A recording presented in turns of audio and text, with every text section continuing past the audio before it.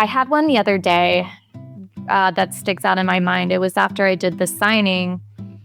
So I did a pre-sale for the book, and I got, I think, 50 orders, which I was proud of. But the girl that was helping me sell them, I went through like a local shop. She was like, that's an incredible number. And I was like, you're not wrong. It is. But like, this doesn't feel like the moment. And the reason I felt that is because I have a huge support system, and probably like 45 of the 50 were buying it to support me. You know what I mean? It wasn't because they necessarily were like intrigued or really wanted to know the story. It was for me. And so after the book signing last weekend, I got tagged in social media, and it was like someone I don't know. And the caption was just, my new favorite book, 10 out of 10, couldn't be better. And to me, I actually got teary-eyed. I was like, that is the moment. It's just someone that doesn't know me, doesn't want to make me happy. She was trying to make herself happy with the story, and it achieved it. And that to me was it. Hey everybody, welcome back to Living the Next Chapter. It's the Author Podcast. We get to talk to great people from around the world, which I love. I love talking to authors. That's why we have the show, and that makes sense. And I'm excited to have Jenna's here on the show today. We're going to talk about her journey as an author. So much to talk to her about. We're even going to get possibly a little part of her book read to us, and everyone's like, yay, right? Yeah, exactly. I love that. Jenna's here with us. I'm excited to have her here. Welcome to the show, Jenna. First-time podcast guest. Welcome to the show. Thank you. You excited about this, right? I'm excited and nervous. My hands are sweating. It's going to be great. All right. A lot of people listen in audio, so they're not even going to see us, which is fine, which is great. For those who do see us, you'll see a great, fun person to talk to. So welcome to the show. Let's start here. Jenna, where are you in this great big world of ours? I'm in Virginia in the U.S. because you're in Canada, right? I'm in Canada, right near Niagara Falls. Yeah. Oh, yes. Yeah, there you go. Awesome. Good. Born and raised there? Is that home? No, I'm from Maryland, so not too far at all. It's like a 3.5-hour drive home, but I've been here for about 10 years, so good. Maryland will always be home, though. You know, wherever you started, that's home, at least to me. Well, we have listeners in both places, so they're all cheering right now. They're like, oh my gosh, yeah, that's where I'm from. So that's good. Let's talk a little bit about your journey. Like, how did you get into writing as an author? I'm seeing you on your Facebook page celebrating like your book, and you're opening the box and you're pulling out the book. I see you signing a stack of books for people. Yeah. This is fun for you. I can tell this is really exciting. Where did it all start? How did you get into writing books? It's honestly really silly. I mean, I've always loved writing. I kind of thought about going into like the English kind of side, graduating high school, you know. Changed that up really quick when I realized just how hard it is to get a job in that, you know, field. But it was last year, and my coworker, she had to write a professional email. It really is silly. She had to write a professional email, and she was like, I don't know what to say. I was like, give it to me, and just give it to me. And I wrote it all out, and she was like, wow, you are really good with words. You should write a book. And I was like, you know what? I should. Why not? Wow. And that was it. From an email. I started that night. From an email. There you go. Well, there you go.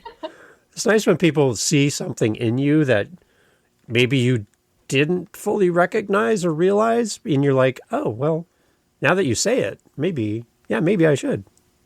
I have never seen myself as creative, and that was kind of like you're saying, she kind of saw that in me when I didn't.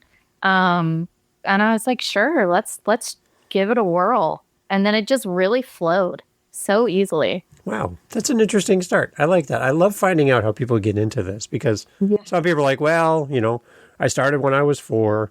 Like, wow, I wasn't doing any of that when I was 4, but they just seem to fall into it naturally. But then some people just kind of stumble their way into writing, and, you know. I basically tripped into it. Tripped and fell. I like it. Okay, so we have listeners who are brand new authors. They're just starting out. You could go back in time to when you first started, from an email to an author. That's great. I love that. Somebody is thinking about starting. They want to be an author. They want to write. They want to get to where you are. You're at the finish line for them. They're at the starting line.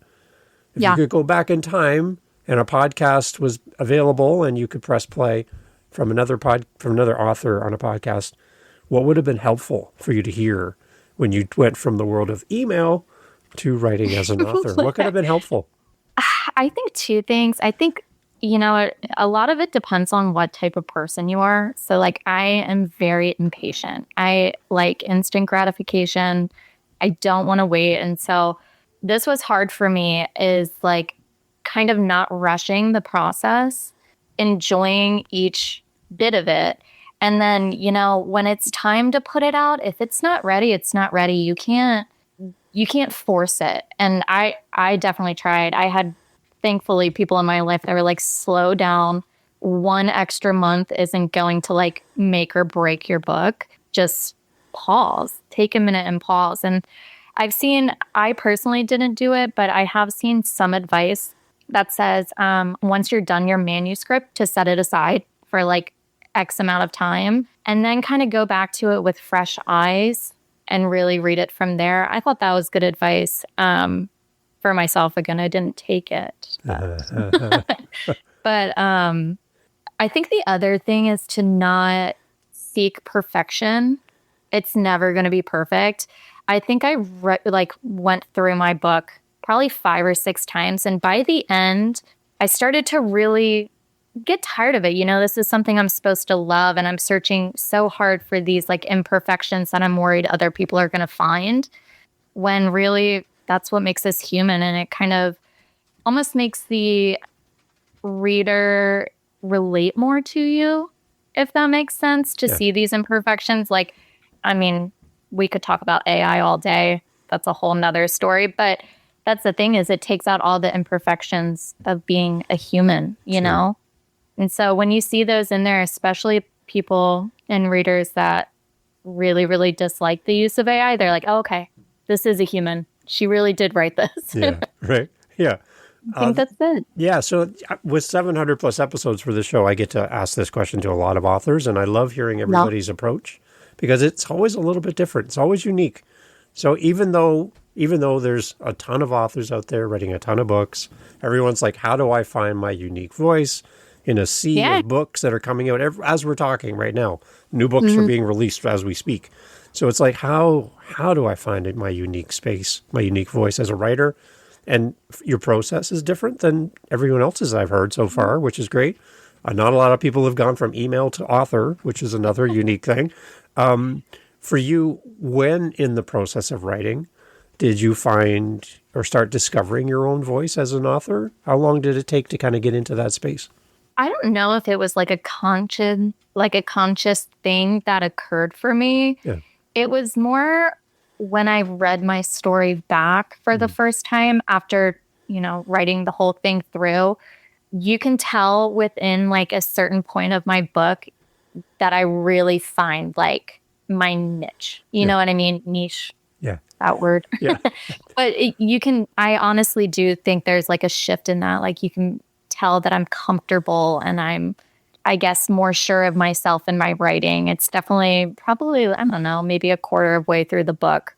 I would have to really think about it. But yeah, going through myself, I'm like, I can tell that's when I really was like, okay, this is good. We're going for it. You know what I mean? Yeah. Because like in a totally different vein for podcasting, I help podcasters start podcasts.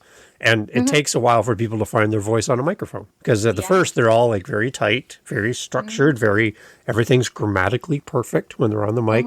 And they're super nervous about being themselves. And then as you do more episodes, you start to relax a little bit more, right? As a guest on shows, you relax a little bit more as the more you do this. And your true voice and your true personality starts to come out. You're not so guarded, right? Yeah. Just by doing it more. So I think that's and that's the thing. I think it really happens naturally, you know, like as we're less in our head and more just like you keep saying, this is talking with a friend, you know, it starts to become natural. Yeah. One of the pieces of advice I had recently from an author, he said that he doesn't wait for the audiobook to hear his book. He does it with his phone. He just grabs his phone, grabs a voice memo, and he reads the chapter that he's writing. Once he's kind of done to the end, he hasn't really edited yet. He just speaks it. And every time into his phone and then listens back to it. And every time he's reading his own words that he stumbles or it doesn't make sense or he trips over himself as he reads his own words, those are spots that the audience might also trip over. So he wants to hear it before he releases it. He says, because when I get to the audiobook, this is what happened to him. When I get to the recording the audiobook, the book's out, people are buying it, people are loving it, reading it. When I get to the audiobook, the obvious things that I missed by not speaking the words out loud, I then go, oh, I should have fixed that before now I'm too far to go back and fix it because it's already out in the world. So he's like, so what I do now going forward is I just read into my phone. I don't have a professional studio. I don't have microphones, none of that stuff. I just read into my phone in an audio memo and then listen back to myself, read my chapter and go, oh, I could fix that. I could have worded that better. That didn't flow. His own voice. Right. So isn't that cool? That's kind of a nice little trick. So I thought that's interesting. But I did use, before sending it off to an editor, there is a couple apps that do that for you. And I completely agree. Just reading and listening, you pick out so many different errors or like you're saying like, oh, that sentence could even just be flipped. Right. And it would sound so much better and read so much better when you're hearing it. Yeah, especially for dialogue, right, between two characters, because they're speaking. They're not writing in the moment. They're not speaking as you would write, right?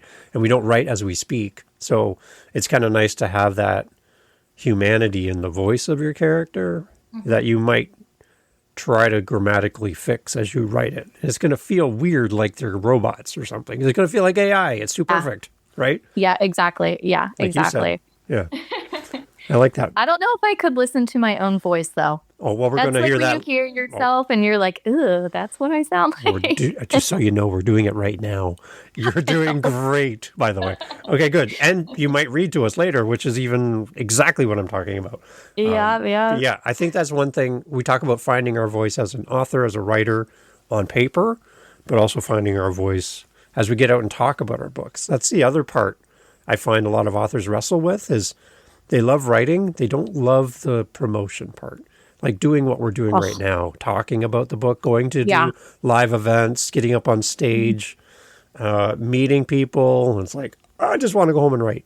So for you, is that you? Yeah. Yeah, a couple things, I guess. One, I'm very much hands-off social media. Sometimes I doom scroll like we all do, you know. But when I had to really try to market myself, it felt very inauthentic because of how much I just don't love being on there. Yeah. So I kind of struggle with that because I'm like, how do I get people's attention, you know? Right. And you kind of have to, what's the word? Like, you're forced to go into the world of social media. In order to do that, it's such a big part of our lives. And so I've really disliked that, just making silly videos. And it takes up so much of your mental space too. I'm like, what can I do next? How do I catch their attention now? Oh my gosh, it's been 2 days since I posted. It's just too much, you know, overthinking on that part that I'm like, I would rather just be putting this mental energy into my writing. Yeah. But I can't because I'm doing it all by myself. Right. And now I'm completely biased. And the next thing that I'm going to say is that's why I love podcasting. Because right in the moment we've talked so far, you probably could have created 10 or 15 little micro clips to put on social media that would get 5 or 10 people to watch. And you're like, why am I spending so much time creating all this content and it's not really resonating? It's not giving results, right? But here, people are still listening to us. And we're like 22 minutes in roughly. So like it's a different form of content. And what I love about this is that the readers who have either bought your book or will be buying your book after we're done, they hear your voice and they hear the story behind the book. And I think they get a different experience because of this when they read your book, because they already have a connection with you. They've heard your voice. They've heard all about the story and they know about your characters. They know everything about the book now. And when they pick up the book for the first time, they're not starting from zero, right? I like that. Honestly, I do, because it definitely feels, again, like I said, just super inauthentic, trying to put these cute things together online and then like they fall flat, you know? Like here people hopefully at 22 minutes in want to listen to us talk to each other, Yeah. Yeah.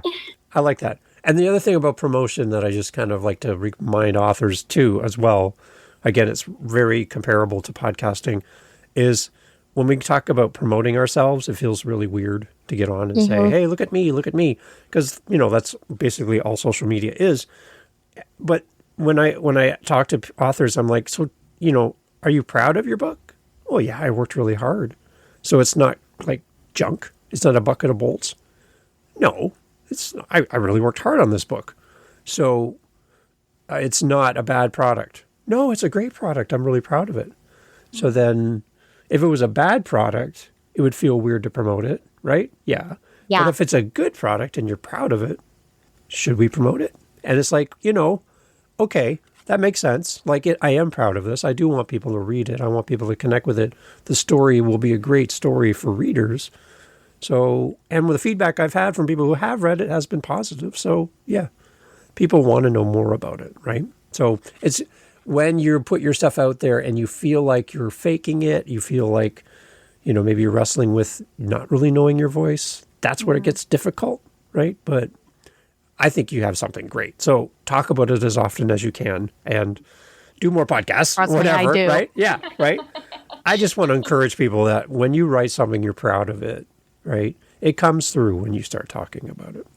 Yeah, I think for me too, here's the other thing that I guess I'm struggling with, and it just feels so strange is, we're adults now and I'm writing fantasy. Like, I truly believe that like imagination knows no age limit, right? Like we should be imaginative our whole lives. But people are like, tell me about your book. And I'm like, well, it's about elves. And it just feels so like that's not our normal life, right? To be talking about these things. So I'm like, well, it's about elves and mythology. And so I'm working on that, like just being more proud of what I've written, even though it may, I don't know, sound silly to some people, Right. Yeah, and I love on your Facebook page, you have that family meals after publishing my far too spicy book. And your family sitting around the table going, what is this? Yeah, I love that. That's a good clip. That's really good. I keep trying to tell, like, my mother-in-law texted me and she was like, oh my gosh, it's coming tomorrow. And I just keep saying, please don't look at me differently. Like, and I'm telling them all the chapters. I'm like, if you want, like, chapter 10, 12, or it's not that. But I'm like, just slip over them. I'll tell you what happens if you need me to. I love it. Okay, so we have readers here, too, on top of the authors who listen. Thank you for honoring our authors with your thoughts. That's great. Readers, they're very interested. They're very curious. Can you give us kind of an overview of what we're going to find in your book? I would love to know more. Where would you like to start for the readers? So I practiced this. I'm not going to lie. Not today, but I had my first signing. And before I go into it, it was really great. There was a lot of local kind of established authors that helped me out. But the one, we set up like an hour early and she came over and she was like, pitch it to me. And I was like, I don't have.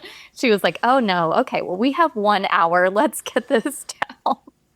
So we did. We got it down. And I, like you said about becoming more comfortable over time, by the end of the night, I was just good. It was just flowing. Good advice. Okay. So the book, it is important to know who the Norns are kind of before reading. It's very much described in the book, but what they are is they're a Norse mythology tale. Okay. So it's 3 females that control the past, present, and future. So they control time. So I thought, well, how do I make this into a book? Well, I'm going to do it as a series. So book 1 is about Bren. She doesn't know it at the beginning, but she is the Norn of the future. So she, it's definitely a book about self-discovery, like the smut and the romance, that's all there and, a good amount. But it's definitely about her discovering herself and not just, about her magical abilities, but what she really deserves in life and what she just kind of, she's from a dark kingdom. So what she was handed isn't necessarily what she deserves, right? She deserves a lot more than she's given. So Bren's kind of place in the book is she finds out she's a Norn, and then she has to go find the others because there's this dark, evil king that decides that he's going to use them to control the realms. So if you read about the Norns, they kind of all live in a tree, and it's the tree of life. So they control everything that's living in the past, present, and future. I don't have them living in a tree in my book, but they are, it's still there, like an important kind of element to their powers. So the king's trying to take them to this tree. Well, she has to find the other two Norns before he does. Okay. And it's all about a journey. Okay. Book number 1 ends with, not going to give much away, but it's a happy ending for Bren. Book 2 starts with the second Norn. So her story ends, but the overall big story keeps going. So I don't know if this spoils. If it does, don't answer. Do the three characters interact with each other throughout the storyline, or are they separate, complete characters on their own? Separate. Okay. They will interact. Okay. All right. Okay. All right. So there's some kind of connect. Okay, good. So does that spoil anything? I hope that doesn't spoil anything. No. Okay, good. Okay, good. I'm always afraid of spoiling something. They're like, my guests will be like shaking their head like, no, bad question. Don't ask me that. Yeah. Right, yeah. Cut that out. Yeah. Okay, good. All right. So there's definitely going to be a 3-story series then throughout the book then for this, right? At least? I actually have it as 4 right now. Okay. And the only reason I have it as 4 is because I already fell in love with 2 characters that aren't the Norns. So book 1, 2, and 3 are going to be the main Norns. Okay. Book 4 is going to be these side characters that I just already fell in love with and can't not give them their own story. Okay. So I'm trying to figure out how to make that like the final battle type thing.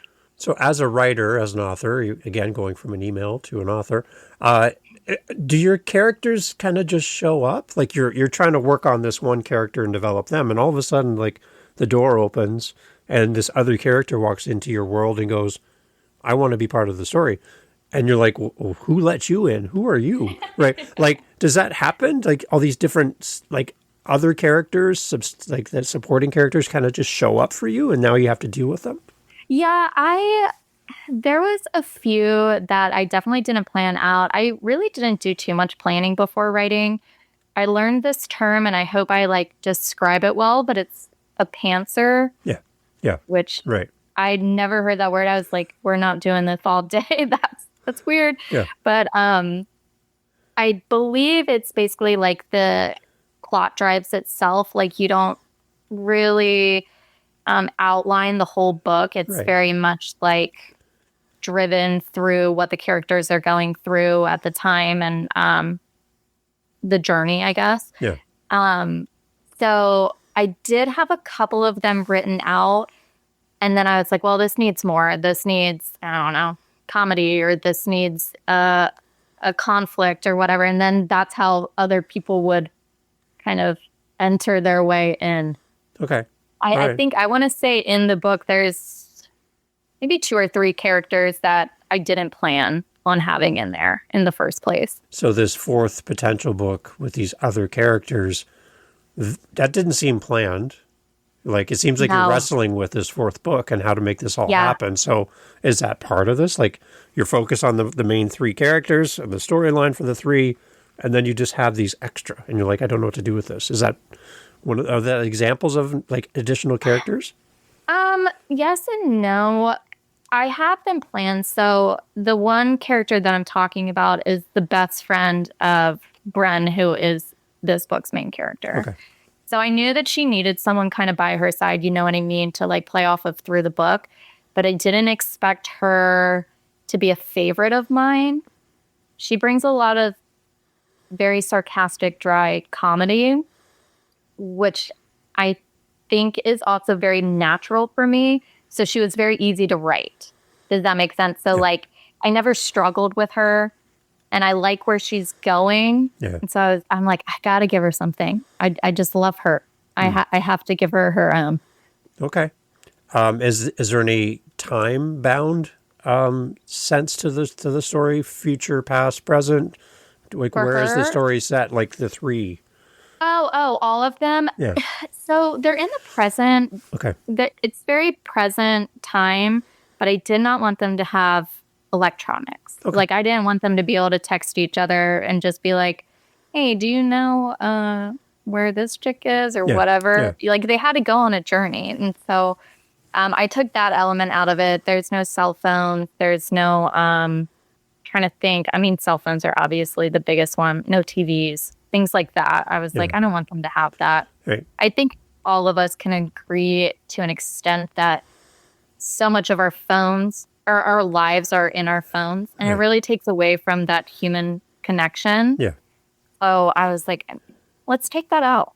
Yeah. I can, so let's take it out. We can't get rid of these in real life, so take it out of my book. Especially for your character that's based on the past, because they wouldn't have all those things that we have in the present, so that would be hard for them, right? Mm-hmm. So, and I love that you just remove that element completely.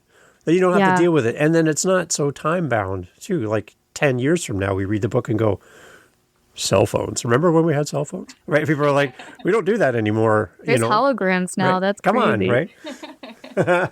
I like it. Okay, so I like that you purposely removed that. What did you wrestle with for your first book in the series as an author? What was difficult to write? Being that, again, you've gone from emails to author, so there's some learning and stretching for you as a writer. What elements of the process of writing the first book was kind of something you had to work through? Honestly, I think it sounds crazy because you're saying, you went from this very short email to this big book, right? I actually had to focus on cutting it down and not, I used a lot of filler words. So that was very, I think, like new author of me, like thinking that I needed to write so much in order for it to be good, when really, just simplistic and getting to the point sometimes is perfectly fine. Because I was pretty obsessed with writing it. Like I was writing it, talking about cell phones. I mean, I'd be at work and I'm a hygienist and I would be seeing a patient and I'm in my head this whole time. And I'm thinking, I'm doing my job, I promise. But I'm thinking, oh my gosh, this sounds great. And then my patient gets out of my chair and I'm immediately like, and writing it in a note, So like, I was very obsessed with writing it. I had to cut it back so that it wasn't too overwhelming. Because I have had readers. Well, I shouldn't say readers. I've had friends who read that were like, I can't do these like 1,000 page books that are out. They're like, it's too much. It's too daunting. And so that was kind of in the back of my head too. Like, I don't think this book needs all of that. So how do I cut it down to be kind of at like a perfect length, to where it needs to be? Okay. What about like pacing? Because some of the books I've had authors on and they're like, my book is purposely slow. I want to build a world. Yeah. It's going to take time. If you like a fast read, this is not your book. Because I want to build this world. It makes sense. You're going to know later why I'm doing it. And then they get reviews. They're like, it's too slow. I didn't like it. And they're like, wait till book 2. That's exactly why I did it. Right? So for your book, what's your pacing for the book? I don't think there's too much world building. I've gotten that question too from people that don't normally read fantasy, which to kind of pivot, that's honestly why I wrote fantasy in the first place, is because I really wanted to build my own world. I thought that sounded challenging. I thought it sounded fun. I wanted to do that. But other people find it, again, using the word daunting, like they're just like, it's a challenge for me. I don't love the world building. I think it's a really happy medium. I definitely don't think, Sarah J. Maas is an incredible world builder, but she's kind of like you're saying where it drags, right? Yeah. And there's a purpose for it, but not everyone loves that. It's not like that in my book, I wouldn't say. I think it's a very easy read, even for people that don't read fantasy. It's very much like, oh, they're elves, but only because they have pointy ears and a little bit of magic. It's not like too much to comprehend. You know what I mean? Okay. Kind of simplistic, I would say. All right. And then you were asking about kind of pacing, correct? Right. It's 2 parts. So part 2 is fast. Like once you get to part 2, there's action, action, action, action, action. Okay. Part 1, I'd say, is where the world building is and kind of the background of what the Norns are and what to expect going further. But once you hit part 2, it's really just all about like the action at that point. Okay. So you say you're a pantser as far as a writer instead of a plotter. I get a lot. I get both actually on the show. Plotters seem to have everything lined up, like they just know exactly where they're going to be next, and they have their beats. They want to hit all their beats, and by this page I should be here, and by that page I should be there, and I already know everything. So as a pantser, do you have a finish line, and you're working towards a finish line, or are you developing the finish line? Kind of like you parachute, you jump out of the plane, and you sew a parachute while you're falling to the earth. Is that kind of what you're doing? You're just kind of like creating your own escape while you're writing?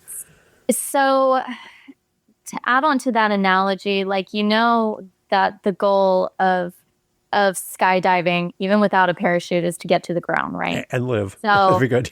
Yeah. So I knew what I wanted, literally like the very last page to be. I did not know how to get there. Oh, okay. All right. Yeah. That's interesting. So the whole... Ooh, I don't want to give too much away. No. Yeah. Okay, be careful. I didn't know how to get there, but I knew exactly where I wanted to end up. I had a patient, again, with being a hygienist, who had written like 8 books. He was pretty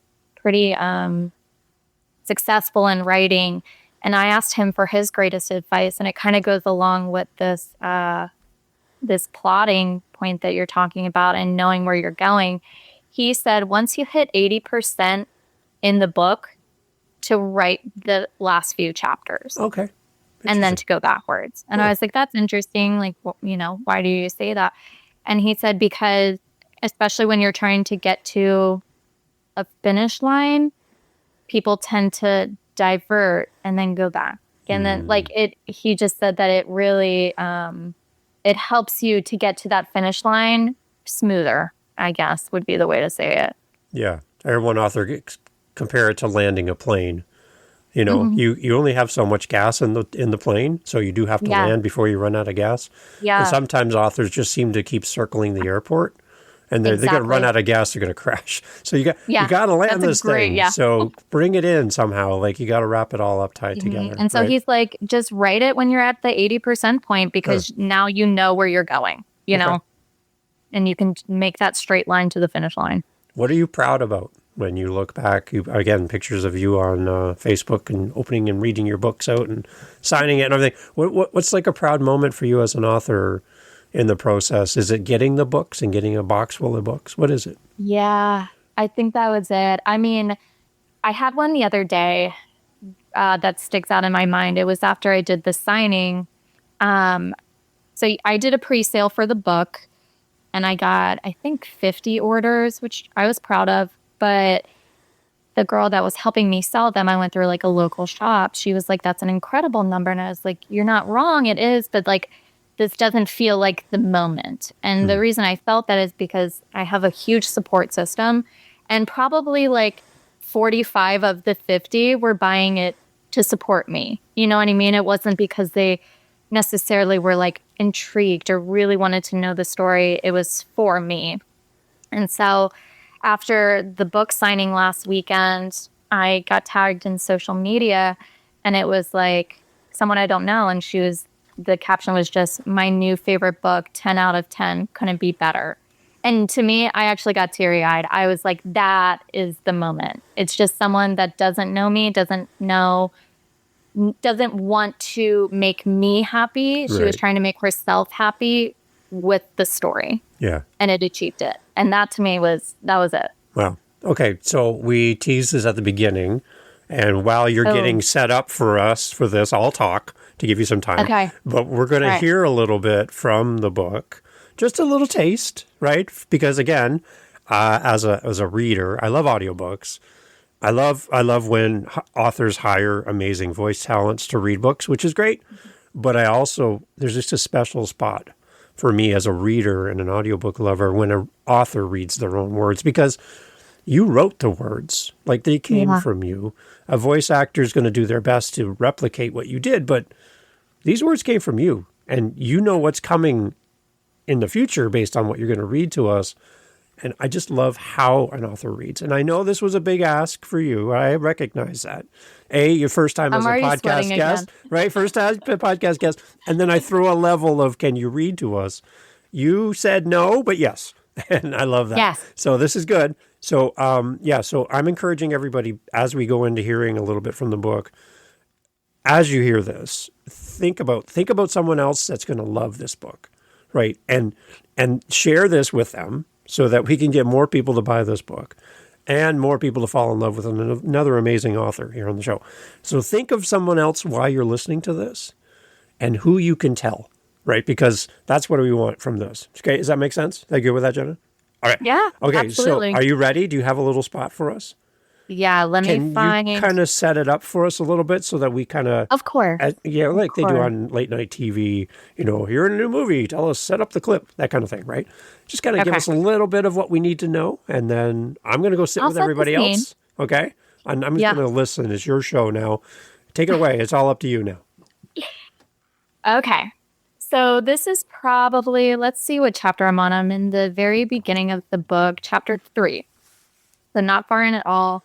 Bren doesn't know what to do with her day, so she just decides to go searching for something in the woods kind of near her house, right? So let's see where I'm going to start. Okay, so the scene is the woods. Here we go. Before I realize that I'm surrounded by dense brush, I spin in a full circle, evaluating my surroundings. Every which way trees tower above me, canopying me so well that even the little bit of light that has broken past the plush clouds has no chance of reaching their leaves. To my right sprawls a murky swamp that stretches out toward me like a vast entity. The fog simmering above the surface seems to reach out with tentacles of mist, beckoning me to come towards it to discover the horrors that are housed within. My stomach sinks. This was a bad idea, I think. When was the last time I went this deep into these woods? I certainly have never ventured this far without the company of my friends. Determination settles in, and I start searching for what I came for. A large section of mudstone catches my eye, and I begin chiseling away at the hardened rock. I hear a twig snap behind me, close, too close. I whirl around on my heels and come face to face with a creature of pure terror. I resist the urge to look away as my eyes settle on it.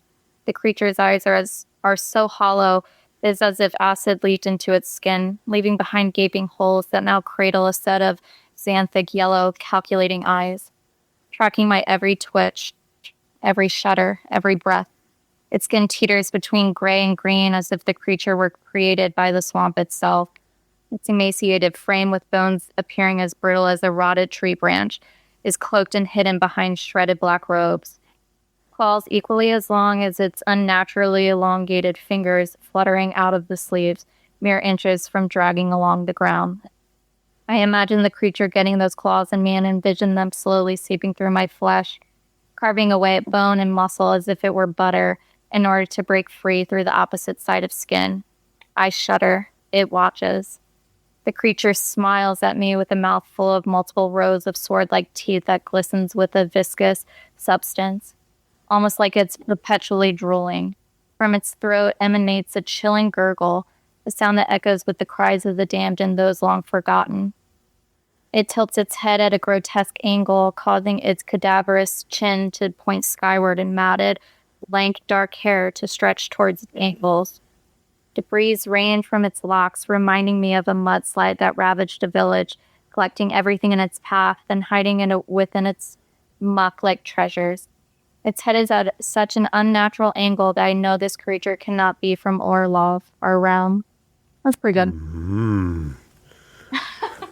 Wow. Especially if dogs are going crazy. That's a visual, right? As I'm listening of that character, and I'm feeling nervous just listening to that. Like, So, wow. Okay. That's pretty graphic as far as like how you describe that character. Yeah. How did that character come to be for you?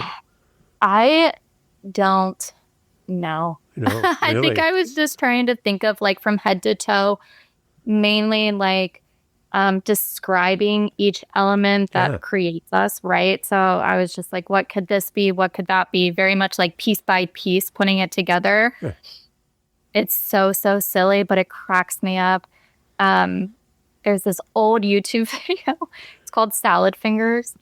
And it's this like alien looking guy. I know. So weird. Hopefully like at least one listener knows what I'm talking about. But it's just this alien type thing with these freakishly long fingers. And my sister keeps saying, she's like, that is what you're describing, but with long hair.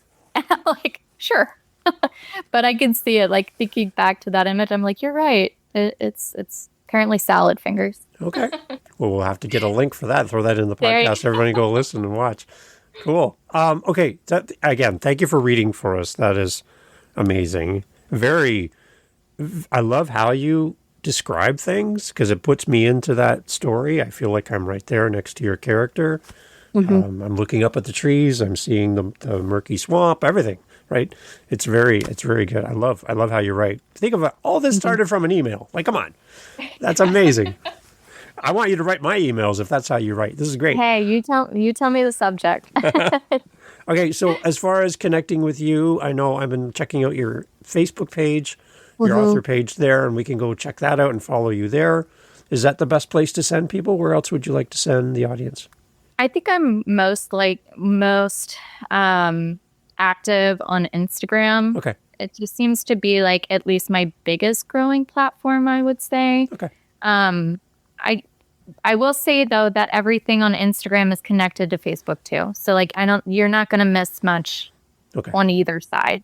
All right. Would be my thing. But those two are my main two, yeah. Okay. So we'll have links for all that so everyone can come and follow you and leave you feedback and send you messages and love and describe their own scary creature that seems to walk up behind them. But let's talk about, again, the name of the show, Living the Next Chapter, is all about what's happening next as well.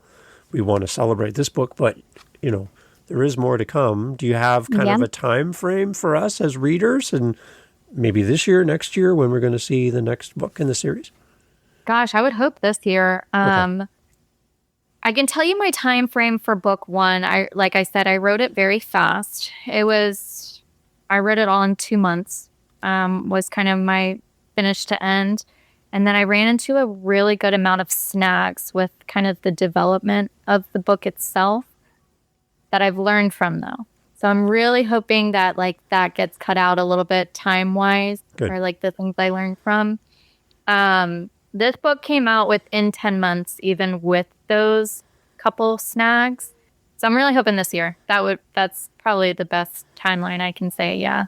Okay, awesome. Good. Well, I'm excited to have you come back to the show when the second book is ready, right? Why not? Yeah. That would be wonderful. We do have author podcasts that listen to the show. So I'm encouraging all of you who listen to the show, all of Jenna's contact information is in the show notes. Get her on your podcast because the more podcasts she does, the better and more people we can reach. But I'm encouraging everybody as you listen to this today, this book is perfect for you. As we talk through it, you're like, yes, yes, yes, and yes, as far as a reader. And somebody else that's also going to love this book and this amazing author. So please let them know about this book or just buy a copy for them and send it to them. Do that. That's fine too. Buy 2 copies. We're happy with that. But would love, Jenna, to have you back in the future. Congratulations on this book. Thank you. All the fun and all the excitement of going, again, from an email to an author. I just think that's spectacular and looking forward to having you back in the future. So congratulations. Thank you. I appreciate it so much. Excellent. You are an amazing guest on the podcast, so please do more of this. The more we can have of you, the better. And again, thank you for reading from your book. I think that's really special for us as listeners and readers. I'm glad I did it. That. Yeah. Well done. Awesome. Everyone, all information is always in the show notes. Please go and follow through. Again, leave great reviews wherever you purchase your book so that these reviews will find their way into the internet and out to the world so that other people will feel compelled to buy the book. And these reviews make them way back to the author. And they love to hear your thoughts about the book, the characters, the story. Please leave a great detailed review. And that's what we can do as readers. Again, Jenna, thank you so much for being on the show. Thank you. Thanks for being my first. Yay! Woo, good job. Hey, thank you so much again for pressing play. As you've heard, great guests on the show. And one thing you didn't hear in this conversation is what? What did you not hear? Think about it for a second. That's right. Not a single solitary commercial for a mattress or a supplement or a whatever you call it. No. Why? Because we don't want to break up the conversation with commercials. So the fact that you're still here means that you are a fan of the show, I'm assuming. So if you want to help to keep the podcast going and to make me feel really happy, all I really care about is coffee, okay? I just got to be honest. I love coffee. I'm drinking one right now. It's starting to get cold. I need to warm it up. Helping us with our Buy Me a Coffee link over at livingthenextchapter.com and also in the show notes helps kind of keep the lights on around here. Remember, I'm doing this for free. I'm paying for everything. So I would love to have a little coffee donation, even $5 kind of fills up my cup. And I would love to enjoy a coffee from you. So if you're interested, again, thank you for listening. But you can use our Buy Me a Coffee link and fill up the cup. Thanks for being here.